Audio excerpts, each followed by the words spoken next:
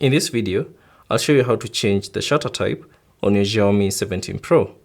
All you have to do is launch the camera application and then tap on the arrow at the top of the screen.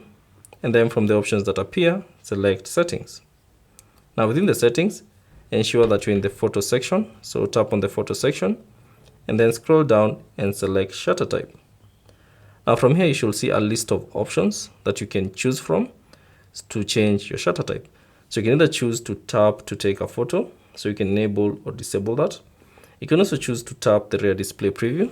So you can simply tap this preview and that will take a photo. You can also use the palm shutter to take photos. You can also enable the audio if you prefer. And also you can choose to add an additional shutter button. Now once you've enabled all the options that you prefer, simply go back to the camera. And for me, I've enabled everything, so I can simply tap and that should take a photo. I can also say cheese,